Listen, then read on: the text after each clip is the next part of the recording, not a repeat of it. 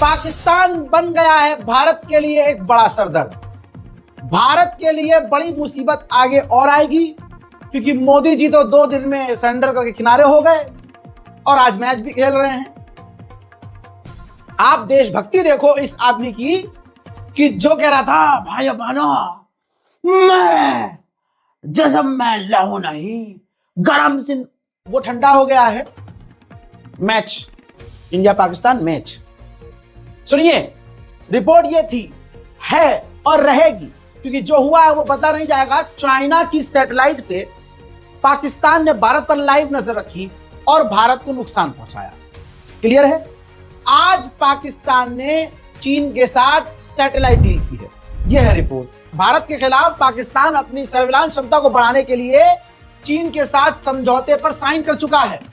5 सितंबर को चीन की कंपनी पायसात इंफॉर्मेशन टेक्नोलॉजी को डॉट ने पाकिस्तान सरकार के साथ $406 मिलियन की डील पर साइन किया है।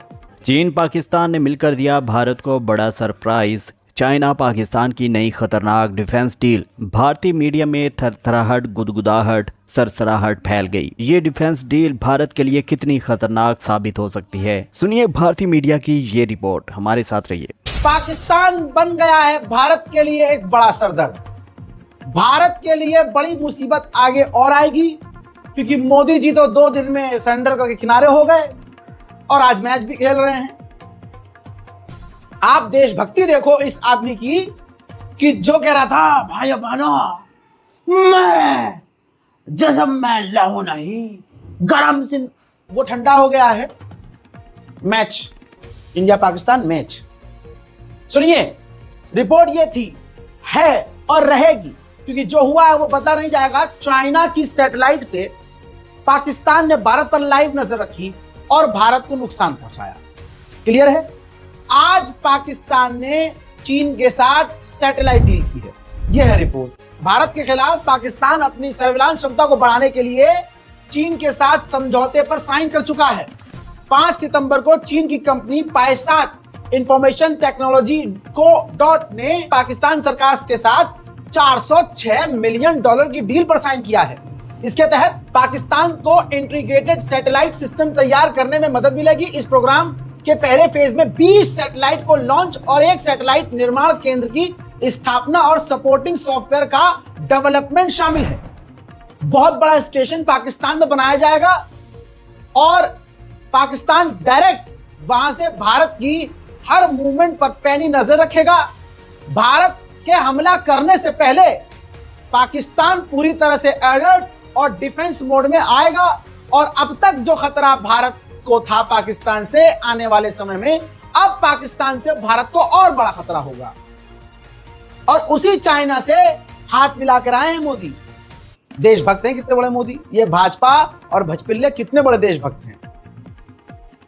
भाई भारत पाकिस्तान का मैच हो रहा है और भूल गए हैं ये जो कल तक रो रहे थे कि हमारे 26 मार दिए पाकिस्तान आतंकवादी और ये और वो। आज पाकिस्तान के साथ मैच खेल रहे हैं। ये है मोदी और मोदी के चाहने वालों की देशभक्ति। वहीं पाकिस्तान का राष्ट्रपति चाइना पहुंचा है शी जिनपिंग से मुलाकात के लिए, और देखिए अब आगे क्या क्या डील होती है। डीलें तो हो ही रही हैं दोनों के बीच, लेकिन मोदी जी पे क्या फर्क पड़ता है। 56 इंच की छाती है, कुछ भी डील करते रहो। हम तो चीन के दोस्त हैं, दोस्त थे दोस्त रहेंगे। चाहे वो अरुणाचल प्रदेश में अपने गांव बसा ले, चाहे वो ब्रह्मपुत्र नदी पर डैम बनाकर पानी बंद कर दे, चाहे हमारे लिए खतरा पैदा करे, चाहे लद्दाख में वो अपने हल्के लेकिन खतरनाक टैंक तैनात करे। हम नहीं बोलेंगे। अभी पिछले हफ्ते, अब मोदी सरकार के नीति को समझिए ना, इनका पूरा कैरेक्टर झूठा है। पिछले हफ्ते क्या हुआ, जो तालिबान है उसका एक छोटा मिनिस्टर दिल्ली आया था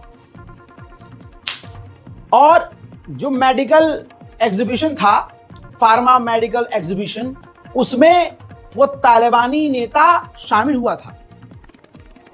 गोदी मीडिया ने खबर दिखाई नहीं, क्योंकि थूक के चाटेंगे थोड़ी ना ऐसे, क्योंकि यही सरकार, भारत का हिंदू इतना जागा हुआ था कल कि तालिबान को आतंकवादी लिख रहा था। भाजपा, मोदी, अमित शाह ऐसे टॉप के नेता तालिबान को आतंकवादी लिख रहे थे। तालिबान नाम गाली हुआ करता था, गोदी मीडिया तालिबान आतंकवाद लिखता था। आज जो कल उसको आतंकवाद कह रहे थे, आज उतार कर कह रहे हैं तोहफा कबूल कर लो, आओ तालिबान आओ। यह है बीजेपी सरकार। उधर पाकिस्तान को लगा है बड़ा झटका। दोस्तों ये रही रिपोर्ट, पाकिस्तान टॉप 10 मजबूत तरीन देशों से बाहर हो गया है।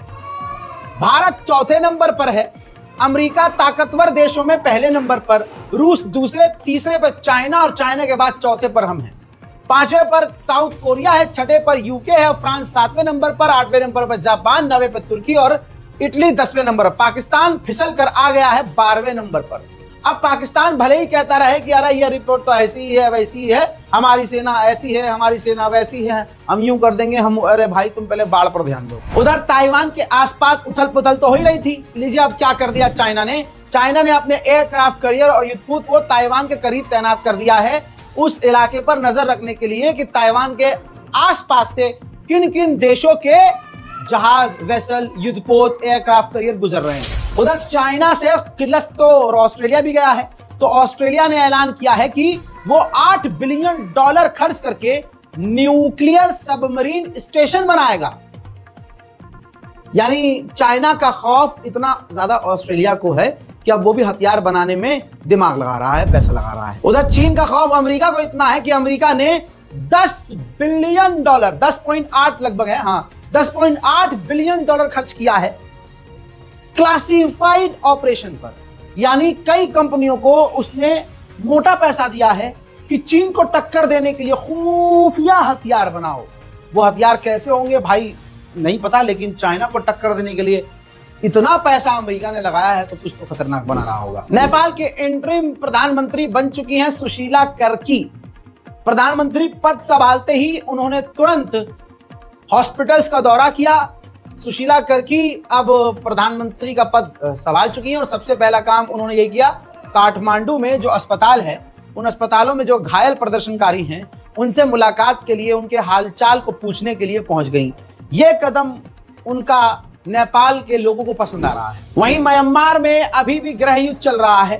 म्यांमार की सेना ने फिर इजराइल जैसा कदम उठाया और एयर स्ट्राइक की स्कूल के ऊपर, जिसमें 19 स्कूल के छात्र मारे गए हैं, हाई स्कूल के छात्र मारे गए हैं। आप सोच सकते हैं ये वही रोहिंग्या है, ये वही म्यांमार है जहां के मुसलमानों को इसी सेना और इन्हीं जनता ने मिल कर कूटा था, मारा था, जिंदा जलाया था।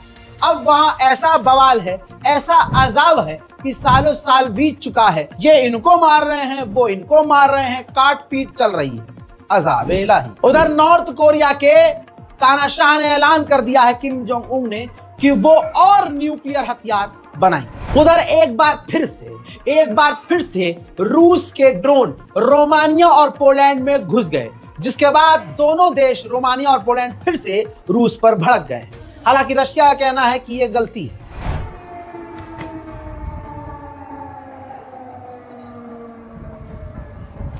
अच्छा, इसका फायदा फौरन ज़ेलेंस्की ने उठाया, फौरन कैमरा चालू किया, सामने आकर कह दिया कि ये जो पोलैंड और दूसरे इलाकों में रूस के ड्रोन घुस रहे हैं, ये पूरे यूरोप के लिए धमकी है, वार्निंग है। देखिए। Бажаю здоров'я, шановні українці, українки. Сьогодні вже провів нараду з секретарем Ради національної безпеки і оборони Рустемом Умєровим за підсумками ставки, те, що стосується дронів, та за підсумками наших домовленостей цих тижнів з партнерами. Активний час, багато рішень, треба, щоб все повністю спрацювало. Тільки за цей тиждень 3 санкційні кроки – Британія, Японія, Нова Зеландія. Європейський Союз подовжив персональні санкції. उधर रशिया और बेलारूस दोनों ही दोस्त, दोनों ही पड़ोसी हवा में ड्रिल कर रहे हैं।